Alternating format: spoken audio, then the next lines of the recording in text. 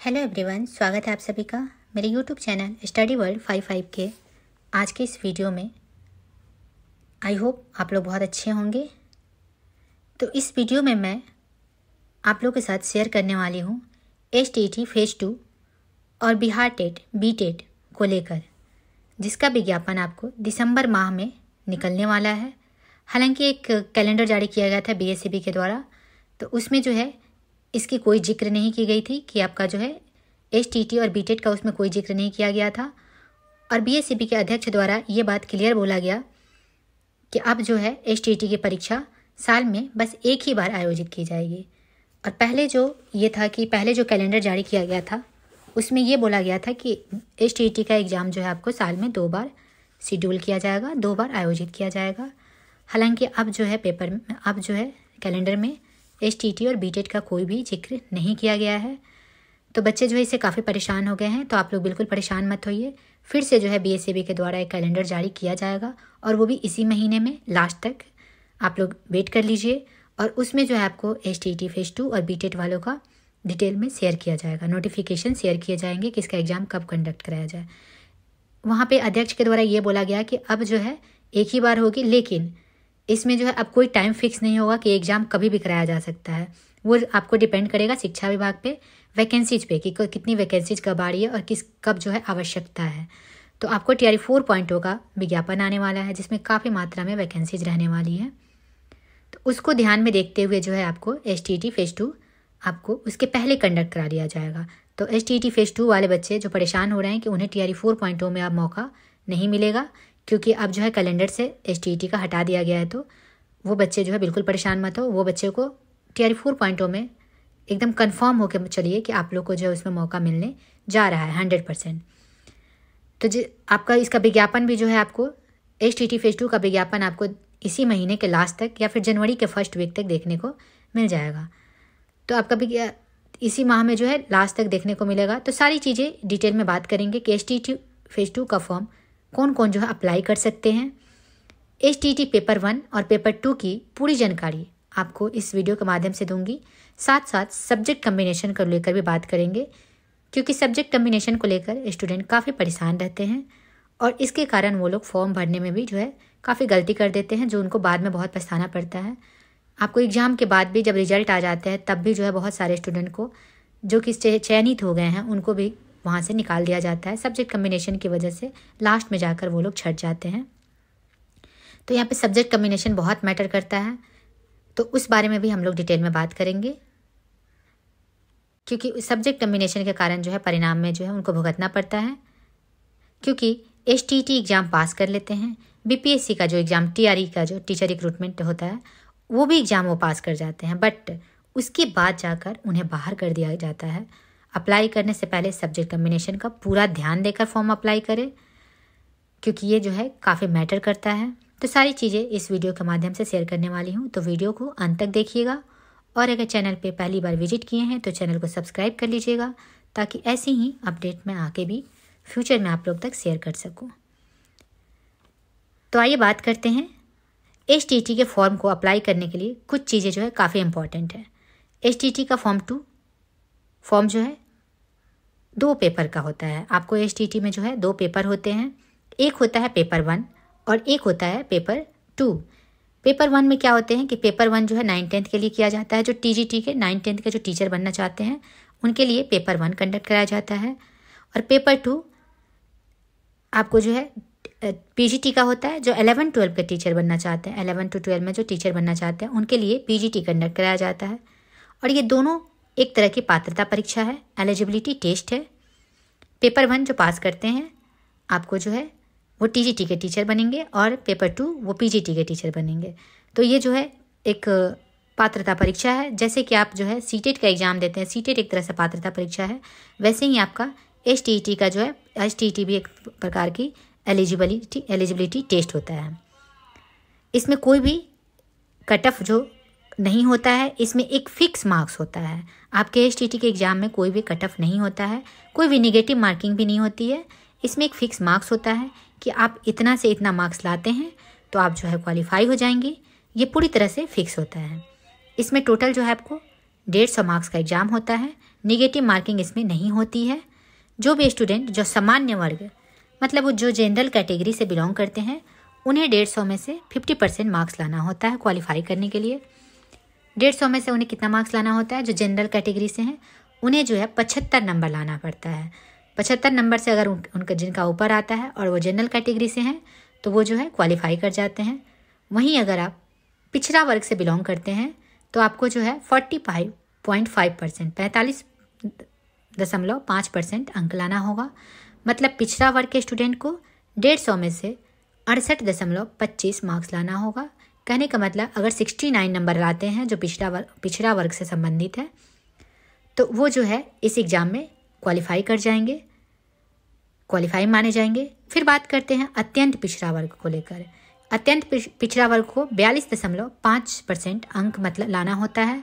जो 100 में से 64 नंबर से अधिक जो नंबर लाते हैं, जो भी 64 नंबर से अधिक जो अत्यंत पिछड़ा वर्ग से हैं 64 नंबर से ऊपर मार्क्स लाएंगे तो वो जो है स्टूडेंट क्वालिफाई माने जाएंगे। और अब बात करते हैं अत्यंत पिछड़ा वर्ग में जो है उनको जो है 64 से ऊपर मार्क्स लाना होगा, उन्हें क्वालिफाइड माना जाएगा। उसके बाद बात करें अनुसूचित जाति, अनुसूचित जनजाति, दिव्यांग, महिला कैटेगरी, सभी को 40% अंक चाहिए पास करने के लिए। अब महिला जो कि बिहार से बिलोंग करती है और वो सभी कैटेगरी से हो, चाहे वो जनरल हो, चाहे ओबीसी हो, चाहे एससी हो, चाहे एसटी हो, किसी भी कैटेगरी से महिला को जो है बिहार में 40% मार्क्स लाना होता है। जो कि 100 में आपको जो है 60 नंबर अगर लाते हैं आप लोग जो महिला से हैं, अनुसूचित जाति, अनुसूचित जनजाति, दिव्यांग कैटेगरी से हैं, तो वो जो है अगर 100 में से 60 नंबर मार्क्स लाते हैं तो वो जो है क्वालिफाइड माने जाएंगे। और यहाँ एक इम्पॉर्टेंट बात बता दूँ कि अदर स्टेट की, चाहे वो महिला हो चाहे वो पुरुष हो, अदर स्टेट वाले को 100 में से 75 मार्क्स लाने होंगे। कहने का मतलब है जो भी है अगर वो बाहरी हैं, अदर स्टेट के हैं, तो आपको जो है जनरल कैटेगरी में आपको काउंट किया जाएगा। चाहे आप वो मेल हो चाहे आप फीमेल हो, आप लोग दोनों को जो है उसमें 100 में से 75 मार्क्स अगर आपके ऊपर आते हैं तो आप क्वालिफाइड माने जाएंगे। ये बिल्कुल क्लियर है और ये बिल्कुल साफ साफ नोटिस में भी लिखा रहता है। और वहाँ पे जो अदर स्टेट की जो महिलाएं होती है वो कंफ्यूज रहती हैं कि उन्हें जो है जनरल कैटेगरी में, जैसे यहाँ के महिला को जनरल कैटेगरी में आपको जिस तरह से 40% पर पास किया जाता है वैसे ही जो है वहाँ के भी महिलाओं को दिया जाएगा, तो नहीं। वहाँ पे जो है पुरुष हो या महिला हो सभी को 75 मार्क्स से आपको ज़्यादा लाने होंगे, तभी आप क्वालिफाइड माने जाएंगे। अगर आप इस फॉर्म को भरना चाहते हैं तो आपको जो है इसमें कितना पैसा लगेगा, STT का फॉर्म भरना चाहते हैं तो अगर आप सामान्य वर्ग से हैं, EWS से हैं, पिछड़ा या अत्यंत पिछड़ा वर्ग से हैं तो आपको पेपर 1 के लिए फॉर्म भरने के लिए 960 रुपये लगेंगे। और आपके पास PG की डिग्री है और साथ में जो है दोनों पेपर 1 और पेपर 2 दोनों पेपर साथ में ही भरना चाहते हैं तो आपको जो है 1440 रुपये लगेंगे। एक पेपर के लिए आपको जो है 960 रुपये हैं और अगर आप दोनों पेपर साथ में भरना चाहते हैं तो उसके लिए 1440 रुपये लगते हैं। फिर अगर आप अनुसूचित जाति, अनुसूचित जनजाति, दिव्यांग कैटेगरी से हो तो आपको सिर्फ पेपर 1 के लिए 760 रुपये। अगर आप दोनों पेपर भरना चाहते हैं तो 1140 रुपये लगेंगे। अब बात करते हैं इसके एज को लेकर। तो एज को लेकर जो है काफ़ी स्टूडेंट जो है परेशान रहते हैं, तो ध्यान से समझिएगा। अगर आप जनरल से हैं तो आपको जो है लास्ट एज 37 वर्ष तक आपका लास्ट एज है। हालांकि एज को लेके जो है अभी विवाद चल रहा है, कोर्ट में केस भी चल रहा है, जो कि TRE 1 में जो है मौका दिया गया था। STT जो 2023 में जो है एग्ज़ाम हुआ था उसमें बच्चों ने, स्टूडेंट ने वहाँ पे जो है केस किया था तो उन्हें वहाँ पे मौका मिला था कोर्ट की तरफ से। बट अभी जो जून में एग्ज़ाम हुआ था STT वाले, उसमें बच्चे काफ़ी परेशान रह गए, काफ़ी जो है शिक्षा विभाग गए, आंदोलन किए, कोर्ट केस किए, लेकिन उन्हें जो है मौका नहीं मिला। उन्हें शिक्षा विभाग के द्वारा ये संतावना दिया गया कि नेक्स्ट जो एग्ज़ाम होगी उसमें आप लोगों को छूट दिया जाएगा। हालांकि वो लोग जो है केस किए हैं, तो अब केस में क्या सुनवाई में क्या आता है तो अभी तक कुछ कंफर्म नहीं है। हालांकि ये बताया जा रहा है कि उसमें जो है कुछ पॉजिटिव ही आएगी। 10 वर्ष नहीं तो कम से कम 5 वर्ष की छूट तो देना ही चाहिए सरकार को, क्योंकि काफ़ी दिनों के बाद जो है ये सब वैकेंसी सब आ रही है, तो उन लोगों को थोड़ा मौका देना चाहिए जिनके ओवर एज भी हो गए हैं, जिनके एज ज़्यादा हो गए हैं अभी। लेकिन अभी के डेट में आपको जनरल के लिए 37 वर्ष जो मेल से हैं 37 वर्ष तक ही हैं, लास्ट एज है उनका अप्लाई करने का। अगर आप जनरल महिला से हैं तो आपको जो है 40 वर्ष तक आपका जो है अंतिम एज होगा। पिछड़ा से अति पिछड़ा से है, पुरुष महिला दोनों के लिए जो है 40 वर्ष है, लास्ट एज है। अनुसूचित जाति जनजाति, चाहे वो पुरुष हो चाहे वो महिला हो, दोनों के लिए 42 वर्ष तक लास्ट एज है। और ये सारे एज की काउंटिंग जो है आपको वहाँ पे जब नोटिफिकेशन दिया जाएगा तो वहाँ पे जो डेट मेंशन रहेगा कि इस तारीख से आपको जो है काउंट किया जाएगा, तो उस तारीख से आप लोग अपना मिला लेंगे। तो वहाँ से जो है अगर आपका 37 वर्ष 40 वर्ष होता है तो आप जो है उस फॉर्म को अपना अप्लाई कर सकते हैं। तो अब देखते हैं कि अधिक उम्र वालों को छूट मिलती है कि नहीं मिलती है, कोर्ट की तरफ से क्या राहत मिलती है, लेकिन अभी तक उसका कोई कंफर्मेशन नहीं है। अभी जो एज जो बताया जा रहा है वही एज जो है अभी कंफर्म है। और आपको STT का जो एग्ज़ाम होता है वो आपको CBT के माध्यम से लिया जाता है। ऑनलाइन एग्ज़ाम होता है STT का एग्ज़ाम। नॉर्मलाइजेशन होता है, इसके रिजल्ट में जो है आपको नॉर्मलाइजेशन होता है। अब नॉर्मलाइजेशन कैसे होता है, तो एक ही विषय का अलग अलग पालियों में जो एग्ज़ाम होता है, अगर एक ही सब्जेक्ट है उसका जो है अलग अलग बहुत सारे शिफ्ट में उसका एग्ज़ाम होता है, तो सभी शिफ्ट का जो है 100% करने के लिए, सभी को जो है मैनेज करने के लिए नॉर्मलाइजेशन किया जाता है। CBT विधि से आयोजित की जाने वाली प्रतियोगिता परीक्षाएं जिनमें अभ्यर्थियों की संख्या अपेक्षाकृत ज़्यादा होती है तो उसका आयोजन एक से अधिक पालियों में किया जाता है। जब ज़्यादा कोई सब्जेक्ट है उसमें जो है ज़्यादा संख्या में जब बच्चे जो अप्लाई कर देते हैं तो एक ही बार में उसका एग्ज़ाम कंडक्ट करवाना पॉसिबल नहीं हो पाता है, जिसकी वजह से है अलग अलग जो है शिफ्ट में उसकी एग्ज़ाम कंडक्ट कराई जाती है। जिस वजह से अलग अलग अगर शिफ्ट में एग्ज़ाम होती है तो जिस वजह से ये हो जाता है कि किसी पेपर में जो है आपको काफ़ी हार्ड क्वेश्चन देखने को मिल जाते हैं, किसी पेपर में जो है आपको इजी लेवल का क्वेश्चन देखने को मिल जाता है, जिस वजह से जो है ये सारी चीज़ों को मैनेज करने के लिए 100% इक्वल करने के लिए नॉर्मलाइजेशन की प्रक्रिया अपनाई जाती है। तो आपको STT में नॉर्मलाइजेशन होती है जिनमें अभ्यर्थियों की संख्या जो है ज़्यादा हो जाती है, तो जिस वजह से जो अलग अलग पालियों में एग्ज़ाम लिया जाता है। ऐसी परीक्षाओं में सामान्यतः अलग अलग पालियों में प्रश्न पत्रों के अलग अलग कठिनाई स्तर होने के कारण इन परीक्षाओं का परीक्षाफल तैयार करने के पूर्व नॉर्मलाइजेशन की विधि अपनाई जाती है ताकि किसी विशेष पाली के अभ्यर्थियों को कोई लाभ या हानि नहीं हो सके। इसलिए ऐसे परीक्षा में भी नॉर्मलाइजेशन की विधि अपनाकर परीक्षाफल प्रकाशित किया जाता है। नॉर्मलाइजेशन की प्रक्रिया के उपरांत अभ्यर्थी का जो भी नॉर्मलाइज्ड स्कोर होगा वहीं अभ्यर्थी का रियल अंक होता है। अगर आपका मान लीजिए आप आंसर की आपने मिला लिया, आपका 100 में वहाँ पे 75 हो रहे हैं, तो वो नंबर आपका जो है रियल नहीं होगा। जब आपको सारे नॉर्मलाइजेशन प्रक्रिया ख़त्म होने के बाद जो आपका आएगा तो वो जो है वो रियल नंबर होता है। अभ्यर्थियों की उत्तीर्णता अथवा अनुत्तीर्णता का निर्धारण इसी नॉर्मलाइज्ड स्कोर के आधार पर किया जाता है, ना कि कितने नंबर उनके आ रहे हैं।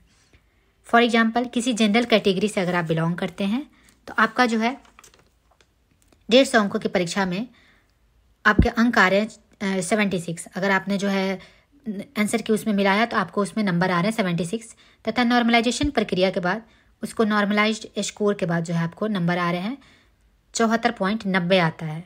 तो निर्धारित जो उत्तीर्णांक है, जो आपका जो पास करने का जो आपका योग्यता है वो 150 का 50% है 75।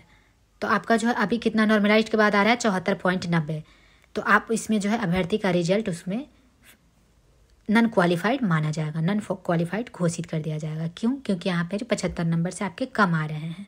हालांकि आपने जब आंसर की मिलाया था तो वहाँ पे 76 आया था, नॉर्मलाइज्ड के बाद आपको 74.90 आ गया, तो जिस वजह से जो आपको अनुत्तीर्ण माना जाएगा। हालांकि इस एग्जाम में नेगेटिव मार्किंग नहीं है, किंतु नॉर्मलाइजेशन की प्रक्रिया में अधिक प्रश्नों के गलत उत्तर दिए जाने की स्थिति में नॉर्मलाइजेशन स्कोर कम भी हो सकता है और ज़्यादा भी हो सकता है। तो अब बात करते हैं कि STT फेज़ 2 में कौन कौन फॉर्म भर सकते हैं। तो वो स्टूडेंट जिनके पास 10th 12 का मार्कशीट, ग्रेजुएशन, PG का प्रमाण पत्र एवं अंक पत्र होना चाहिए, B.Ed का प्रमाण पत्र एवं अंक पत्र, और अगर अन्य कोई कोर्स किए हों तो भी डाल सकते हैं। अगर नहीं किए हैं तो वो इतना कोई वैलिड नहीं है, इसका कोई ज़रूरत नहीं है। फिर आपको एक आवासीय, इसमें जो है एक डॉक्यूमेंट्स में आपको एक आवासीय प्रमाण पत्र लगेगा। बिहार के जो स्टूडेंट हैं उनके लिए जो है एक जाति प्रमाण पत्र, ये जाति प्रमाण पत्र आपको सिर्फ बिहार के स्टूडेंट के लिए एलिजिबल है, बाहर के लोगों के लिए जाति प्रमाण पत्र एलिजिबल नहीं है। बाहर के लिए आवासीय प्रमाण पत्र जरूरी है। अगर जो है जनरल कैटेगरी से जो बिलोंग करते हैं जो भी स्टूडेंट और उनका इनकम जो है 7 लाख से कम है तो वो EWS से भी अप्लाई कर सकते हैं। EWS से करने से क्या फ़ायदा होगा कि आपको जो है थोड़ा सा इसमें बेनिफिट मिल जाएगा सरकार की तरफ से। EWS के को छूट दिया गया है, तो उसको आपका बेनिफिट मिल जाएगा। तो आप लोग जो है, अगर आप लोग को ये जानकारी ना हो तो आप लोग जो है EWS बनवा सकते हैं। ये चीज़ें सारी चीज़ें जो है ब्लॉक से आपको मिल जाएगी। OBC के लिए भी सेम ऐसी ही है। जो क्रीमी लेयर से हैं उनके लिए NCL का प्रावधान है। वो लोग भी जाके जो है, जिनका 7 लाख से कम का आय है सालाना जिनके घर में, वो लोग भी जाके ब्लॉक से अपने लिए NCL बना सकते हैं। उन्हें भी कुछ छूट मिल जाती है। और इसमें जो है एक नोटिस करने वाली बात है, खासकर महिलाओं के लिए। तो जो भी आरक्षण का दावा करने वाली विवाहित महिलाएं हैं, जो क्रीमी लेयर रहित जो है प्रमाण पत्र उनके पिता के नाम एवं पता से निर्मित होना चाहिए। उनका जो है जो भी डिटेल्स होना चाहिए वो पिता के मायके से होना चाहिए। उनका हस्बैंड की तरफ से, मतलब ससुराल की तरफ से उनका डॉक्यूमेंट्स मान्य नहीं माना जाता है। अब जो है फाइनली अब बात करते हैं सब्जेक्ट कम्बिनेशन को लेकर, जिसमें बच्चे काफ़ी कंफ्यूज होते हैं। तो सब्जेक्ट कम्बिनेशन का जो है लेकर बात करें तो पेपर 1 के लिए जो है 16 सब्जेक्ट का पेपर होता है। तो कोई भी सब्जेक्ट से आपका स्नातक हो तथा उसमें 50% अंक किसी मान्यता प्राप्त विश्वविद्यालय से होना चाहिए, और साथ में राष्ट्रीय अध्यापक शिक्षा परिषद से मान्यता प्राप्त संस्थान से शिक्षा में B.Ed की डिग्री होनी चाहिए। तो आप जो है सब्जेक्ट कम्बिनेशन को लेकर 2 से 3 इंपॉर्टेंट बात है। जैसे गणित विषय में पेपर 1 में कौन कौन रख सकता है, तो जिसका गणित के साथ साथ जो है भौतिकी, इलेक्ट्रॉनिक्स, कंप्यूटर साइंस, रसायन विज्ञान और स्टैटिक विषय में इसमें से कोई भी जो है 2 पार्टिकुलर अगर सब्जेक्ट है तो जो है आप जो है वो गणित वाले विषय में वो एलिजिबल होंगे। अगर ये सारे सब्जेक्ट में से जो है कोई भी 2 उनका जो है स्नातक में ज़रूर होना चाहिए। और आप जो है अगर बायोलॉजी से अगर करते हैं तो जूलॉजी, केमिस्ट्री, बॉटनी, अगर इसमें से कोई भी 2 अगर आपका है तो जो है आप एलिजिबल है। ये सब्जेक्ट कम्बिनेशन एक बार जब आपका नोटिफिकेशन जारी किया जाएगा वहाँ पे ज़रूर अच्छे से ध्यान से देख के समझ के तभी आप लोग जो है फॉर्म डालिएगा, क्योंकि सब्जेक्ट कम्बिनेशन में बहुत बच्चे जो है गलतियाँ कर देते हैं, जिस वजह से उन्हें बाद में बहुत परेशानी झेलना पड़ता है। और जैसे आप केमिस्ट्री से हैं तो उनके लिए जो है आपको फिजिक्स ज़रूरत पड़ता है, और जो बायो से हैं उनको बायो केमिस्ट्री, जूलॉजी, केमिस्ट्री, किसी भी 2 सब्जेक्ट उनको होना चाहिए, तभी जाके वो एलिजिबल होते हैं। तो आप लोग अच्छे से एक बार ध्यान दे दीजिएगा जब नोटिफिकेशन जारी किया जाएगा। तो आई होप आप लोग को ये वीडियो बहुत अच्छा लगा होगा। तो चलिए वीडियो कहीं भी समाप्त करते हैं। Thank you very much.